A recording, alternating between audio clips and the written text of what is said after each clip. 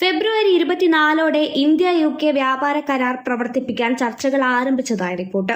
UK-യിലും ഇന്ത്യയിലും നടന്ന പൊതു തെരഞ്ഞെടുപ്പുകളുടെ ഭാഗമായി ചർച്ചകൾ നിർത്തിവെച്ചതായിരുന്നു. UK ട്രേഡ് മിനിസ്റ്ററും സംഘവും ഇതിനായി ഡൽഹിയിൽ എത്തിച്ചേരും. ഉഭയകക്ഷി വ്യാപാരവും നിക്ഷേപവും വർദ്ധിപ്പിക്കുക എന്നതാണ് കരാറിന്റെ ലക്ഷ്യം. കരാർ യാഥാർത്ഥ്യമാകുന്നതോടെ ഇരു രാജ്യങ്ങൾക്കും ഉൽപ്പന്നങ്ങൾക്ക് മികച്ച വിപണി ഒരുക്കാൻ സാധിക്കും. IT, ആരോഗ്യ സംരക്ഷണം തുടങ്ങിയ മേഖലകളിൽ നിന്നുള്ള പ്രൊഫഷണലുകൾക്ക് UK വിപണിയിൽ കൂടുതൽ പ്രവേശനം നൽകണമെന്നാണ് ഇന്ത്യയുടെ ആവശ്യം. സ്കോച്ച്, ചോക്ലേറ്റ്, ഇലക്ട്രിക് വാഹനങ്ങൾ തുടങ്ങിയവയിൽ ഇറക്കുമതിയിലെ ഗണ്യമായ കുറവ് വരുത്തണമെന്ന് UK-യും ആഗ്രഹിക്കുന്നുണ്ട്. ബ്രിട്ടീഷ് മാധ്യമങ്ങൾക്ക് ഇന്ത്യയിൽ പ്രവർത്തിക്കാൻ കഴിയുമോ എന്ന കാര്യത്തിലും ചർച്ച നടക്കുന്നുണ്ട്. രാജ്യത്ത് പ്രവർത്തിക്കുന്ന ഡിജിറ്റൽ മീഡിയ കമ്പനികൾ ഇന്ത്യൻ ഉടമസ്ഥതയിലുള്ളതായിരിക്കണമെന്ന ഇന്ത്യയുടെ നിയമമാണ് ഈ കരാറിന് തടസ്സമാകുന്നത്. സമയപരിധി കഴിഞ്ഞിട്ടും ടാക്സ് റിട്ടേൺ സമർപ്പിക്കാത്തത് 1.1 ദശലക്ഷം ആളുകൾ. നിലവിൽ 11.5 ദശലക്ഷം ആളുകൾ ടാക്സ് റിട്ടേൺ ഫയൽ ചെയ്തിട്ടുണ്ട്. വ്യക്തമായ കാരണം കാണിക്കാൻ കഴിയാതെ ഇനിയും ടാക്സ് അടയ്ക്കാൻ കഴിയാത്തവരോട് 100 പൗണ്ട് പിഴയടക്കേണ്ടി വരുമെന്ന് HMRC അറിയിച്ചു. നികുതി കുടിശ്ശിക വരുത്തുന്നത് പിഴയ്ക്കൊപ്പം പലിശയും അടക്കേണ്ട സ്ഥിതിയിലേക്ക് എത്തിക്കും. സ്വയം തൊഴിൽ ചെയ്യുന്നവരും ഒന്നിലധികം വരുമാന സ്രോതസ്സുകൾ ഉള്ളവരും വർഷാവർഷം നികുതി റിട്ടേൺ സമർപ്പിക്കേണ്ടവരാണ്. അവസാന നിമിഷങ്ങളിൽ നികുതി അടയ്ക്കാൻ ശ്രമിച്ചവരിൽ നിരവധി പേർക്ക് സാങ്കേതിക പ്രശ്നങ്ങൾ അതിന് സാധിക്കാതെ പോയെന്നും പരാതി ഉയരുന്നുണ്ട്.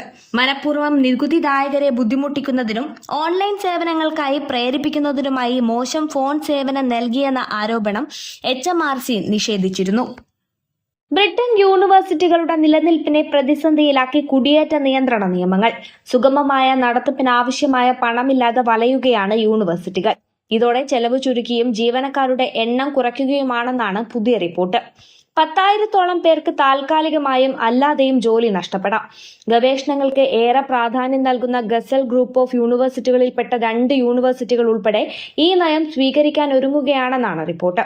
2017 കൺസർവേറ്റീവ് സർക്കാർ ആഭ്യന്തര വിദ്യാർത്ഥികൾക്കുള്ള അണ്ടർ ഗ്രാജുവേറ്റ് ഫീസ് 9,250 മരവിപ്പിച്ചപ്പോൾ മുതലാണ് യൂണിവേഴ്സിറ്റികളുടെ സാമ്പത്തിക നില തകരാൻ തുടങ്ങിയതെന്നാണ് യൂണിവേഴ്സിറ്റി അധികൃതർ അഭിപ്രായപ്പെടുന്നത്.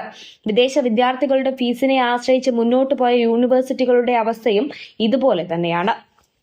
ജനപ്രീതി നേടി റിഫോം UK പാർട്ടി. ഈയിടെ നടന്ന സർവേയിൽ ലേബർ പാർട്ടിയിൽ നിന്ന് 3 പോയിന്റുകൾക്ക് പിന്നിലായിരുന്നു റിഫോം UKയുടെ സ്ഥാനം.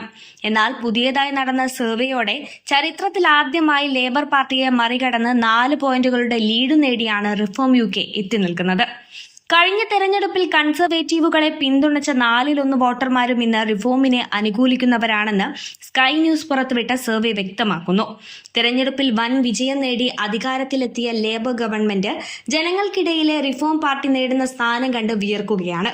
ടോറികൾക്ക് പുറമെ ലേബർ വോട്ടിലേക്കും റിഫോം UK പ്രവേശിക്കുമെന്നാണ് പുതിയ റിപ്പോർട്ട്. കൺസർവേറ്റീവുകൾക്ക് പകരമായി തീവ്ര വികാരം പങ്കുവച്ച് നിഗൽ ഫെറാഗ് മുന്നേറുന്ന ഈ സാഹചര്യത്തിൽ അപ്രതീക്ഷിത സംഭവങ്ങൾ ഉണ്ടാകാൻ അടുത്ത തിരഞ്ഞെടുപ്പിന് സാധ്യതയുമുണ്ട്.